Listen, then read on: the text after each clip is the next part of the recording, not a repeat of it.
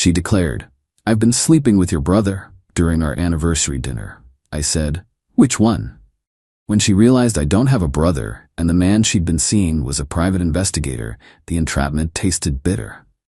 I, 34 male, still can't believe I'm typing this out, but I need to get this off my chest.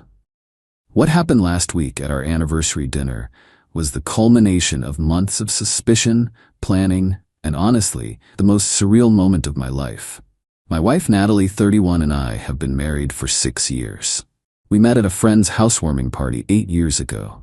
She was vibrant, funny, the kind of person who lit up every room. We clicked instantly. Got married 2 years later in a small ceremony. No kids yet, she kept saying she wasn't ready, wanted to focus on her career and marketing first. I respected that. About 4 months ago, things started feeling off. She'd be on her phone constantly, smiling at texts. Working late became the norm. 3-4 times a week. The gym membership she never used? Suddenly she's there every evening. Classic signs, I know. But I wanted to believe I was being paranoid. Then came the credit card statements. Charges at restaurants I'd never heard of during lunch hours. A hotel charge for client meetings that she forgot to mention. When I asked about it casually, she said it was for a work conference room rental. Something about the way she answered, too quickly, too rehearsed, set off every alarm in my head. Instead of confronting her immediately like an idiot, I did something calculated. I hired a private investigator. Yeah, I know how that sounds. But I needed proof before blowing up my marriage over suspicions.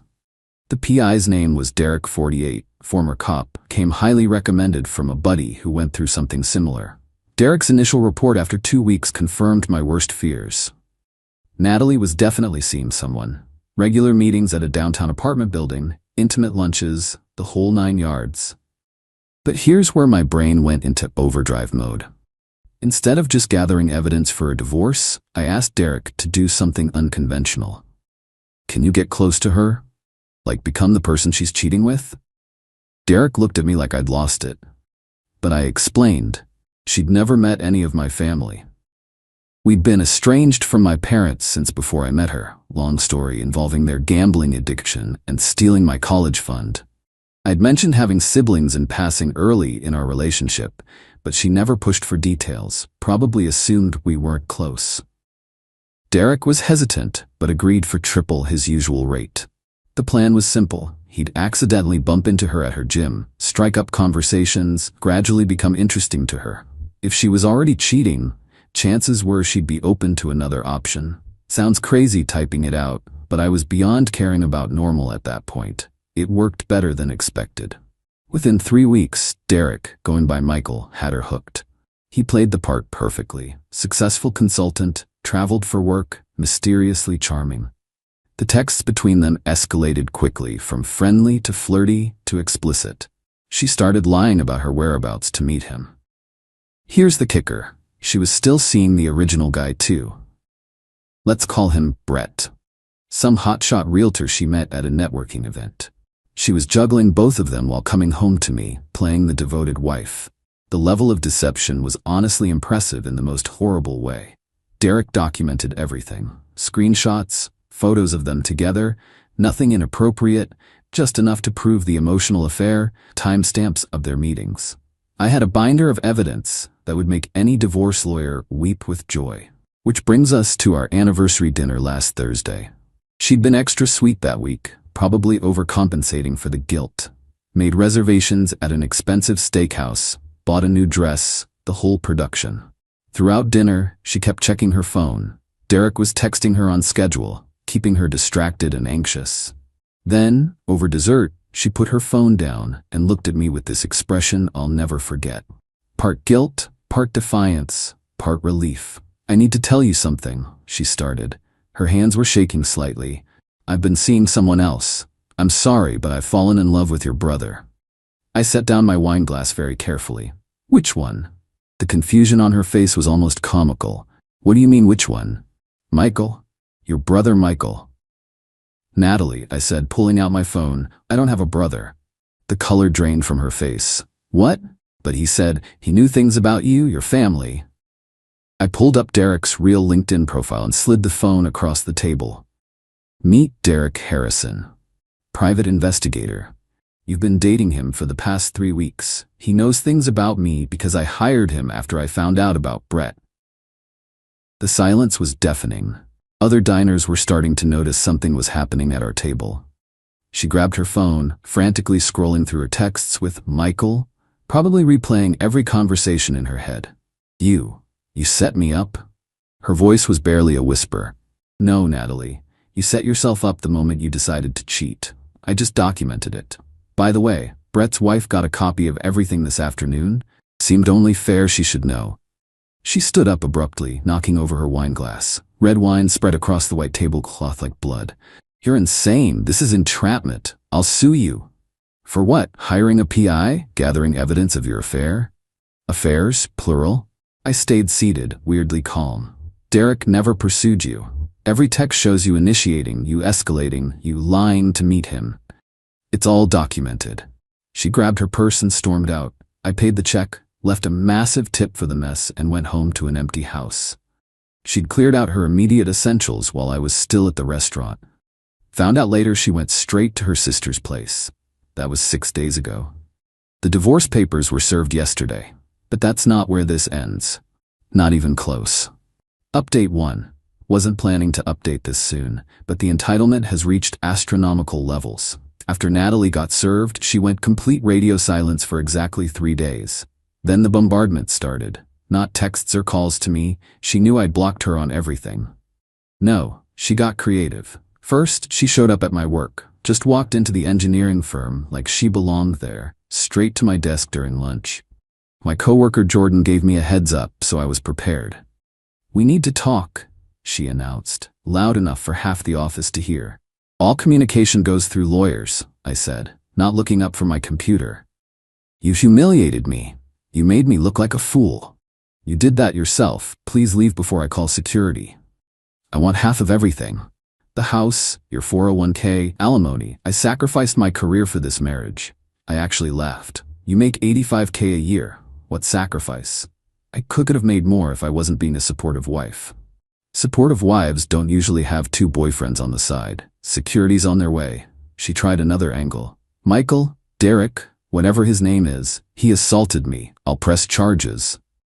He never touched you. In fact, he has recordings of you trying to initiate physical contact multiple times, which he declined, citing wanting to take things slow. Would you like those played in court? Security arrived. She left, but not before announcing to the entire floor that I was a manipulative psychopath who hired someone to seduce his wife. That evening, Brett showed up at my house. Yeah, the original affair partner. Apparently, his wife kicked him out after receiving the evidence folder, and he blamed me for ruining his life. You had no right. He was standing on my porch, face red, fists clenched. I had no right to expose you sleeping with my wife. It wasn't like that. We were in love. So in love that she was also seeing another guy at the same time? That shut him up for a second. What? You didn't know? Man, she played you too. She was seeing someone else the entire time she was with you. You were just one of her options. The look on his face was almost pitiful. Almost. You're lying. I pulled up some of Derek's surveillance photos on my phone. Timestamps clearly showing her with Michael on days she'd told Brett she was busy with work. He left without another word. Found out later he tried to confront Natalie at her sister's place, but they called the cops on him. But the real escalation came last Friday. Natalie's lawyer contacted mine with a counteroffer that was genuinely delusional. She wanted the house that I owned before marriage, 50% of my 401k, 3 years of alimony at $3,000 per month, her car paid off, that she's still making payments on, compensation for emotional distress caused by my deceptive practices, me to pay for her therapy. The house was the kicker. It's been in my family for generations. My grandmother left it to me when she passed 5 years ago. It's not even marital property. My lawyer literally laughed when he read their demands. They know we have evidence of 2 affairs, right? Oh, it gets better, I told him. She's been telling people I hired someone to seduce her against her will, like Derek hypnotized her or something. We countered with reality. She keeps her personal belongings. She keeps her car and the debt on it. Clean break? No alimony. State laws favor this with proven infidelity. Split only the marital assets acquired during marriage, about $40,000 in savings. Each party pays own legal fees. Their response? A Facebook post. Yeah. She went there.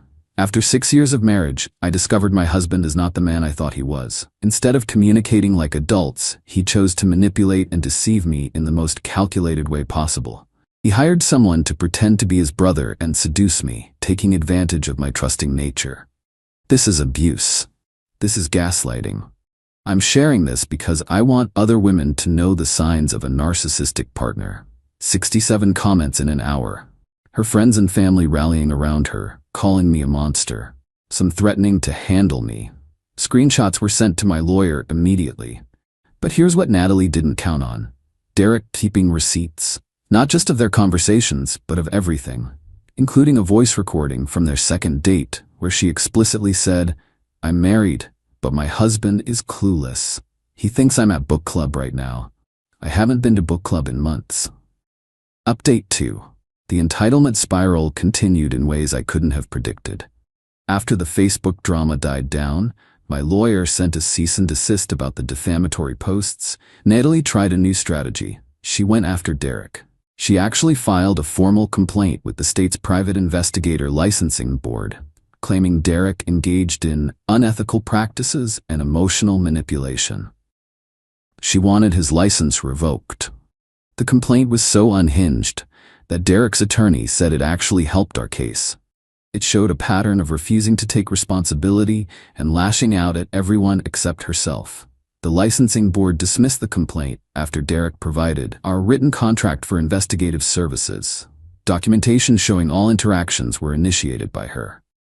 Proof he never misrepresented his profession. He said he was a consultant, which PIs often are. Evidence that he declined all physical advances and never accepted any gifts or money from her. But she wasn't done with Derek. She showed up at his actual office, crying and demanding he tell the court that I forced him to seduce her. His secretary recorded the whole thing on her phone, with Derek's permission, one-party consent state.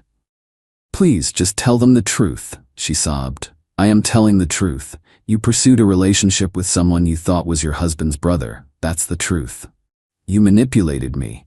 I existed in your vicinity. You did the rest. I'll ruin you.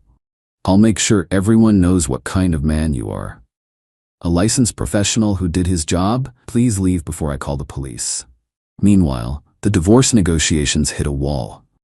Her lawyer dropped her after she apparently screamed at him for not being aggressive enough. Her new lawyer was one of those stereotypical sharks who probably saw dollar signs when she walked in. This new guy, let's call him Attorney Vindictive, immediately filed a motion claiming I had dissipated marital assets by paying Derek. They wanted the PI fees, $8,500 total, added back to the marital estate so she could get half. The judge's response was beautiful. "Mrs. Thompson, your husband hired a private investigator to confirm suspicions of infidelity, which proved correct. This is a legitimate use of marital funds to protect his interests. The fact that the PI's methods were unconventional doesn't negate that you chose to engage in not one but two extramarital affairs." Motion denied. But the real kicker came when we got to discovery. Turns out, Natalie had been siphoning money from our joint savings for months. Small amounts, $200 here, $300 there, transferred to an account I didn't know existed.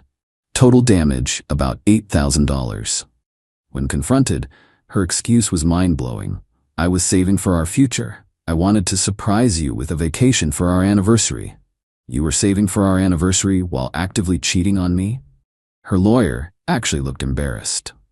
"My client maintains those funds were for marital purposes." My lawyer pulled out bank records showing purchases from that account.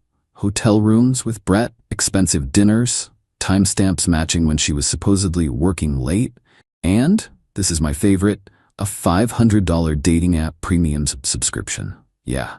She was on 3 different dating apps. The judge ordered her to return the $8,000 to the marital estate immediately. That's when she completely lost it. Started crying in court, saying I was financially abusing her by forcing her to return her money. The judge had to call a recess. During the break, she approached me in the hallway. Why are you doing this to me? I'm not doing anything to you. You're experiencing consequences. I made a mistake. People make mistakes. You made choices, repeatedly, for months. You hired someone to trick me. I hired someone to confirm what you were already doing. Derek was just bonus evidence of your character. She actually tried to slap me. In a courthouse, with cameras everywhere. Her lawyer grabbed her arm just in time, but security saw it. They escorted her out, and she got a warning about courtroom behavior. Final update. The divorce was finalized last week. Here's how it all shook out, and the absolutely insane final acts of entitlement from Natalie. 2 weeks before the final hearing, she made one last desperate play. She contacted my estranged parents. Yeah, the ones I hadn't spoken to in years because they stole my college fund for gambling. Somehow she tracked them down and fed them a sob story about how I was destroying her life and needed an intervention. They showed up at my house on a Sunday morning, my mother crying about how could I do this to such a sweet girl, my father demanding I man up and forgive my wife. The audacity was breathtaking. You stole $30,000 from me, I reminded them. You have no standing to lecture me about betrayal. That was different. We're family, my mother wailed. And Natalie was sleeping with multiple men while married to me. We're done here. They left, but not before my father said Natalie had promised to help them financially if they could convince me to take her back. She was literally trying to bribe my estranged parents with money she didn't have. The final hearing was anticlimactic compared to everything else. The judge had clearly had enough of Natalie's theatrics. Final decree. House stayed mine. Premarital property. 401k contributions during marriage split 60-40 in my favor due to her dissipation of assets. The $8,000 she took got credited to my side. She kept her car and the debt. No alimony. Each party responsible for own legal fees. Her reaction? She stood up and announced to the courtroom, "This is what happens when men can't handle strong, independent women. He had to hire someone to trap me because he knew I was too good for him." The judge threatened her with contempt. Her lawyer literally put his head in his hands. Outside the courthouse, Brett was waiting. Plot twist. He wanted to warn me that Natalie had been texting him trying to reconcile. He showed me the messages. She was calling me a narcissistic abuser, while simultaneously saying Brett was the only one who ever really understood her. She also hit me up, Derek said, appearing out of nowhere. He'd come to court in case he needed to testify. Sent me a long email about how we had real connection and I should testify that you forced me to seduce her. What did you respond? I didn't, but I did forward it to your lawyer. Last I heard through mutual acquaintances. She moved in with her sister permanently after wearing out her welcome everywhere else. Brett's wife took him back, poor woman, but on the condition he never speaks to Natalie again. She got fired from her marketing job after missing too many days for divorce-related stress. She started a GoFundMe for abuse survivors. That raised exactly $45. She's telling anyone who will listen that I'm part of some underground network of men who hire actors to seduce women. Me, I'm doing pretty good. The house feels peaceful. Started therapy to deal with the trust issues, because yeah, this messed with my head.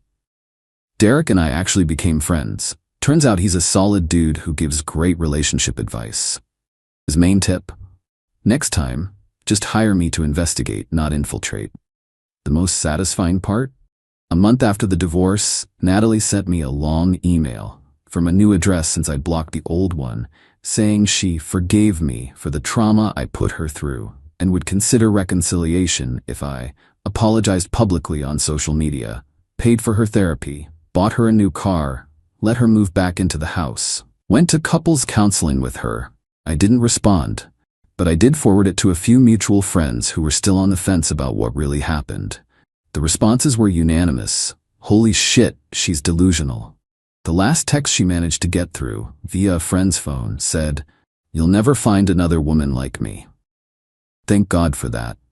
Looking back, hiring Derek to become Michael wasn't about revenge or playing games. It was about confirming what I already suspected, that given the opportunity, she'd betray our marriage again without hesitation. The fact that she thought she was cheating with my brother just added an extra layer of awful to her character. Some people called me calculating, manipulative, maybe even cruel. But you know what? When someone's willing to lie to your face every single day, sometimes you need to be strategic about protecting yourself. I could have confronted her about Brett immediately, filed for divorce, and been done. But then I'd always wonder if it was a one-time mistake like she claimed. By giving her the rope to hang herself with, I got my answer. This was who she really was. The entitlement never stopped. Even now, 3 months later, she still believes she's the victim in all this. That's the most telling part. Not once, not in court, not in her messages, not in her social media rants, did she ever take actual responsibility. It was always someone else's fault. Mine for hiring Derek. Derek for tricking her. Brett for seducing her in the first place. The universe for being unfair. But here's the thing about consequences. They don't care about your excuses. They just are. And Natalie learned that the hard way. As for me, I learned that trusting your gut is important. That gathering evidence before confrontation is smart. And that sometimes the best revenge isn't elaborate schemes or public humiliation. It's simply letting someone reveal their true character and then walking away from the dumpster fire they created. Oh, and one final thing. Last week Derek sent me a screenshot. Natalie had made a new dating profile. Under what I'm looking for, she wrote, "Honest, trustworthy men only. No games, no lies, no drama." The lack of self-awareness is almost impressive. I'm done now. Moving forward, the house is getting renovated, starting with the master bedroom. Tearing out everything and starting fresh seems appropriate. Thanks for letting me vent, Reddit. It helped more than you know.